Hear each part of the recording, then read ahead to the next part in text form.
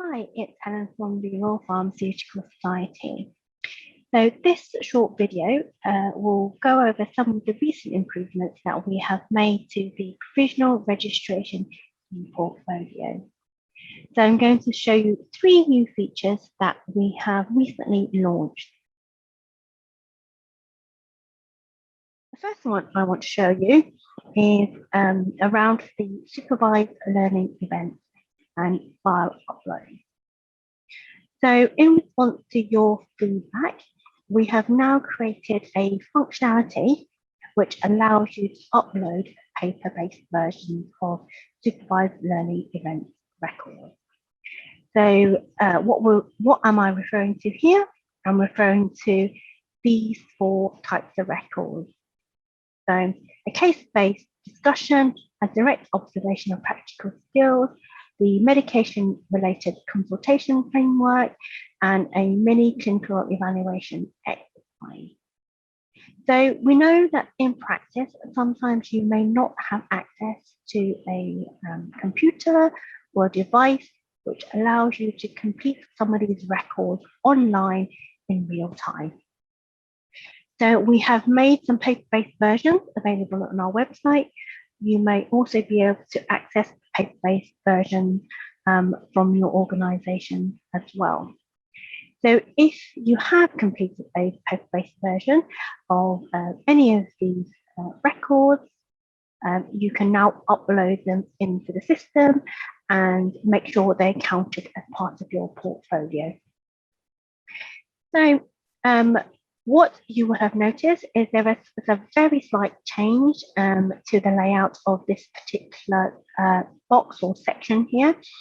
So normally what you would see is 3 counts or 3 shaded boxes to represent the status of each of these records. So if I hover over them, you'll see exactly what I mean. So anything that's shaded in grey is a count of any of these records that you have started. So essentially you've opened it up, you've made a couple of notes perhaps, but you haven't actually completed, finished or had it signed off. Anything that's shaded in this yellow is pending. So you've completed it as much as you can, but you're waiting for your senior pharmacist, your educational supervisor, or even your tutor to sign it off. And then anything that's completed is completely signed off and is non-editable. Now, what we have included is this new one in teal. So if I hover over that, it says paper-based. So that represents any paper-based versions of this particular form or record that you have completed and uploaded. So you can see for CPDs, docs, I haven't uploaded anything, but for the mini cakes here, I've actually got 4 that I've uploaded. So I'm going to show you how you would upload a paper-based record. Now, if I click on the tool itself, it will direct me to the page for the tool. So usually, for any online records that you complete, they will be listed here at the top, but I don't have any online versions that I have completed. I've only uploaded these paper versions. And you see they're all listed here, and they have titles against them. So to upload a file itself, you simply just need to click on Go to File Upload.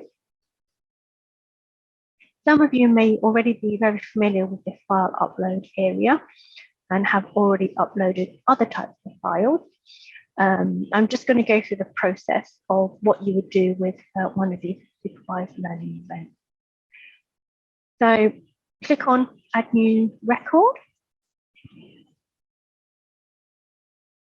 Okay, and then you just need to give your record a name. So it's Minikex. The one I'm going to upload is about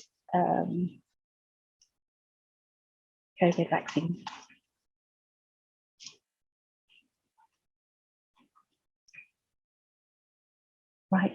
Okay, and in terms of the description, this is really just for you, so that when you look back at this record, you know exactly what it's about. So this is a paper-based version of a mini KEX, so I'm just going to say that.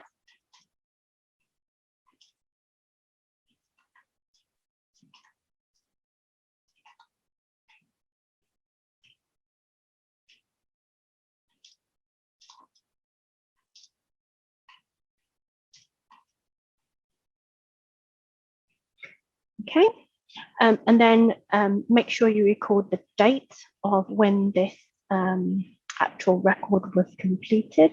So not the date that it was uploaded, but when it's completed. This was last week. Okay, and then select the category. So here you can actually upload any type of form, but this happens to be a mini KEX.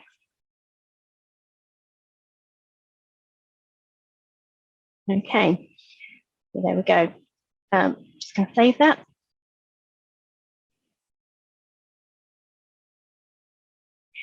And then what you'd be asked to do now is to map these to the Interim Foundation curriculum.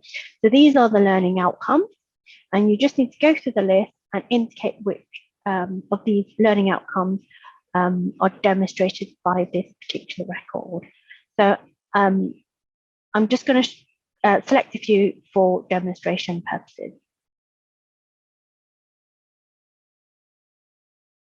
Okay. And when you selected all the ones that apply to your particular record, scroll down, select save and complete. And now you'll be prompted to upload your actual file. So do make sure that you have saved your file on your computer or your device. Okay, so I've selected the file that I want, give it a name again, so I remember what it is.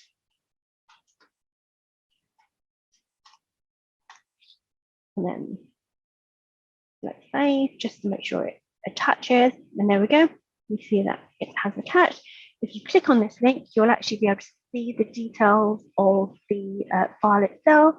If for any reason you've uploaded the wrong thing, then you can delete it using the icon there.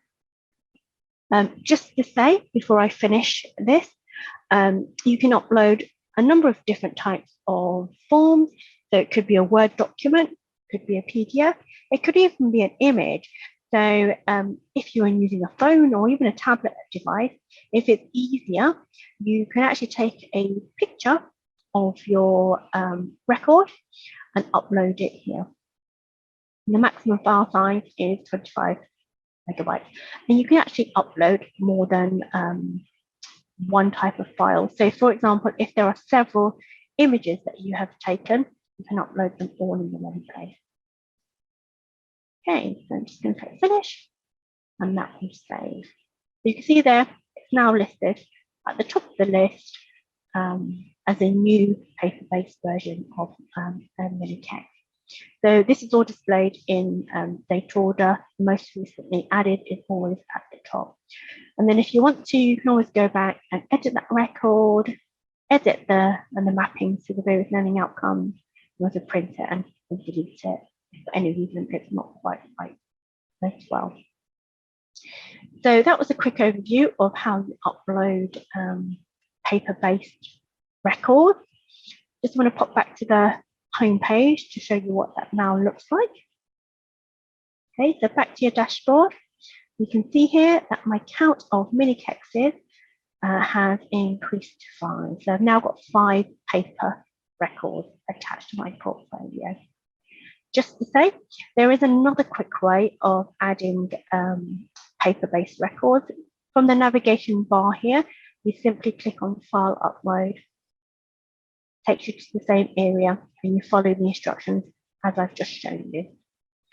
The other thing I want to just show you quickly is where all the information or the mappings that you have made to the Interim Foundation curriculum is displayed. So this is quite a handy tool just for you to view your progress. If you select on Framework Summary, so this applies to all records that you have created within the portfolio, but all paper-based versions as well that you have uploaded. So it lists all the learning outcomes, gives you some details of what they all are, but then also the different types of records that you might have attached or created within your portfolio. So you can see there are counts for each of these learning outcomes. So if I quickly scroll over to mini text, you can see that for 1.1, I've got one mini text record attached or mapped to this particular learning outcome. 1.3, I have two of my records mapped to this, and so on. So I've got here 1.7 here, I've actually got 4. So anything that's a paper-based version is highlighted in teal. Anything that's in this this darker grey is actually an online record, and the lighter grey is obviously there are gaps. So just indicates here that I actually have no online mini texts that's mapped to 1.1. If you want to see what those records are, if you just click on the count itself, you get a little pop-up here. So it gives you the title of the mini text paper versions that I have uploaded, tells you the date that I created them, and you can also view them as well. So if I wanted to quickly jump to that record and see what that was all about, if you click on these icons here, you can actually view the record.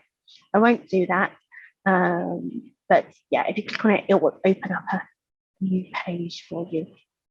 Okay, so I'm just going to close that down.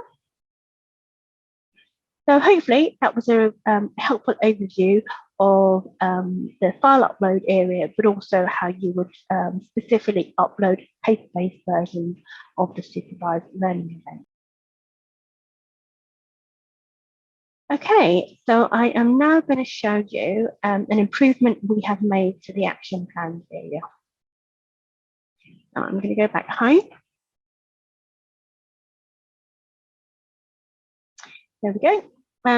So a couple of ways you can access your action plans area. You can access it from the main link here or the navigation bar. Just going to click on the one in the navigation bar. Give it a second to load.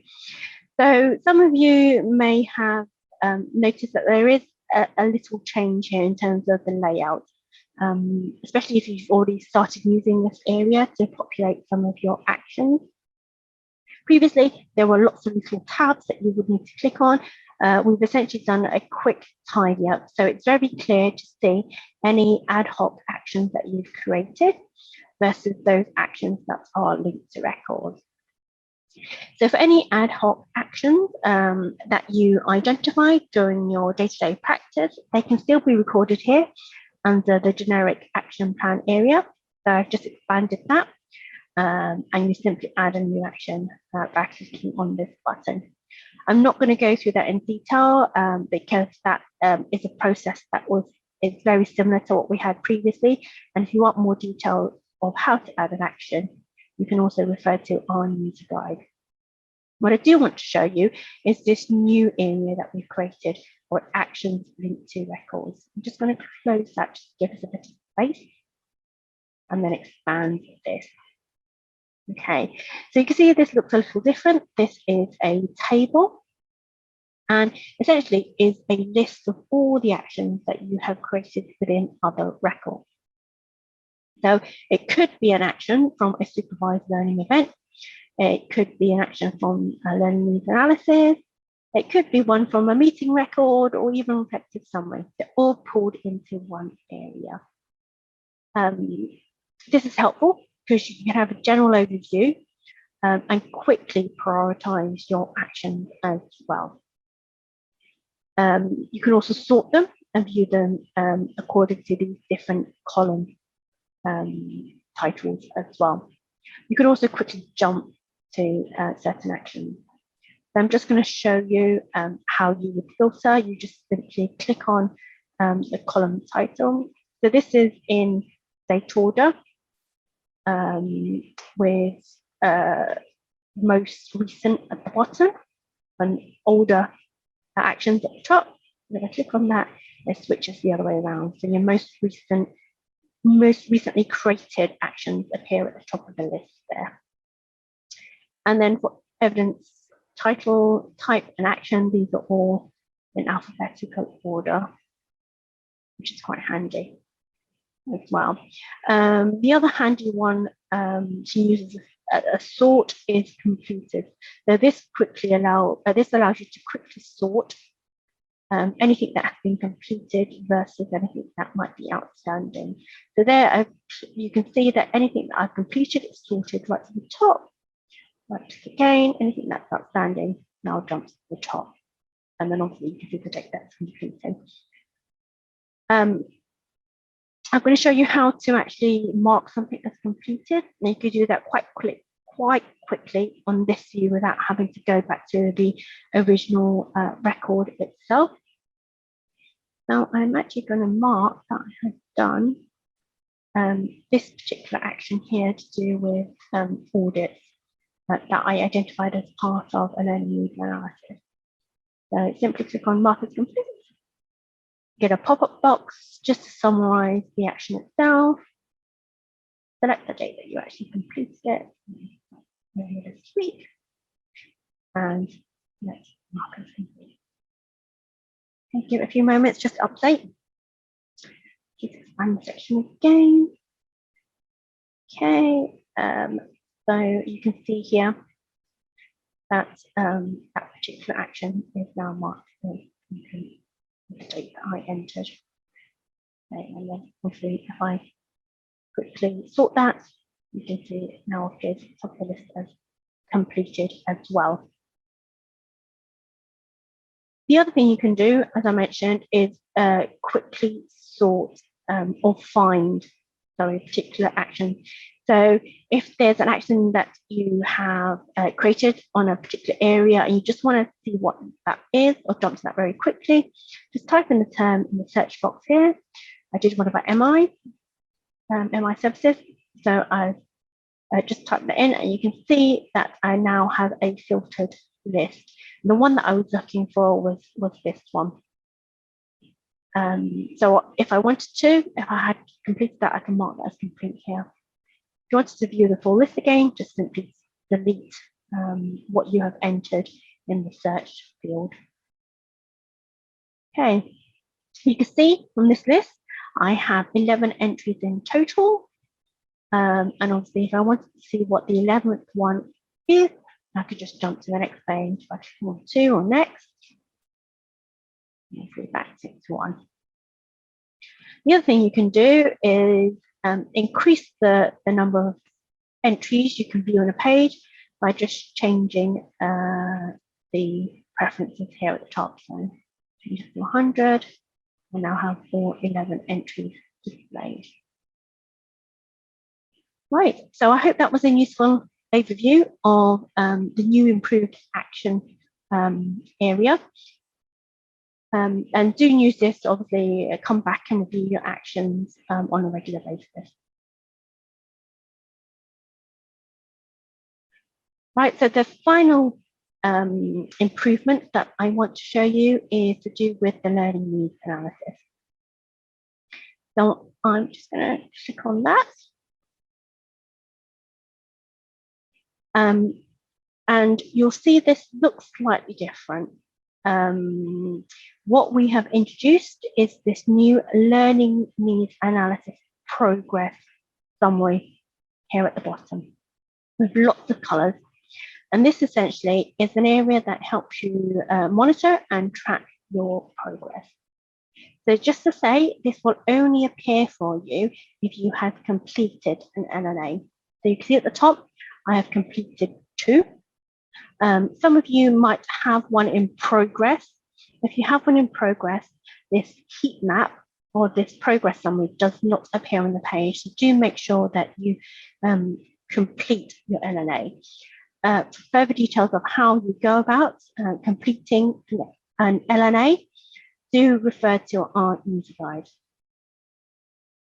Okay, so I'm going to go through what these particular areas mean in the progress summary.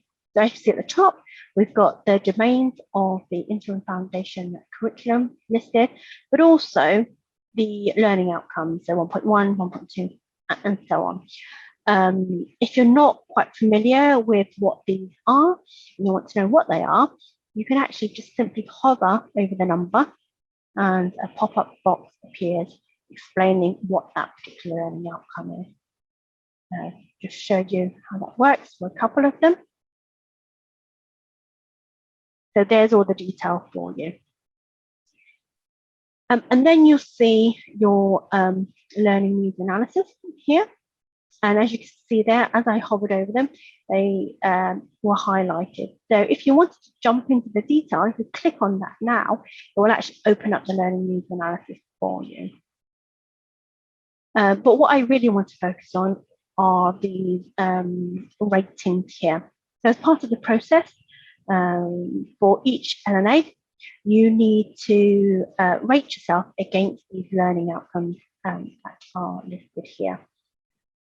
So you would need to rate your ability, so whether that's low, medium, or high, against that learning outcome, but also indicate whether that learning outcome is relevant to your particular area of practice, again, using the ratings of low, medium, and high. If you're unsure of what those ratings are, all of that can be found in our user guide.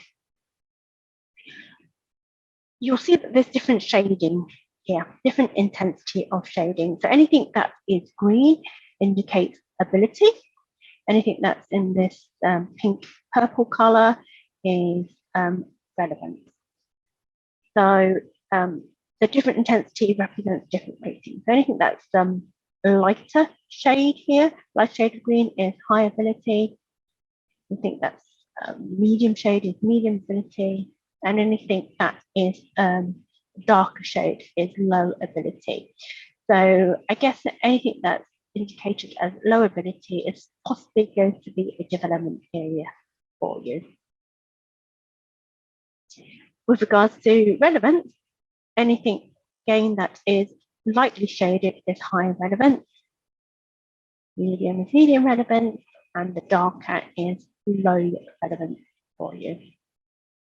So what does this mean over time? So I guess when you're looking at your progress, what you would want to do is see how that rating changes over time, if it changes at all, and it might not change.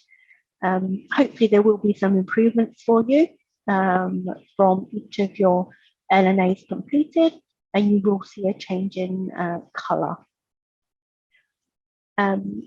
The frequency of how often you do these LNAs is guidance that's provided by training providers, your employer, but even your educational supervisor or tutor as well. So they will tell you how many you will need to complete and how often, but generally we recommend every 6 months or when there is a significant change in your practice. So I'm just going to show you the detail of my particular rating for learning outcome 1.1.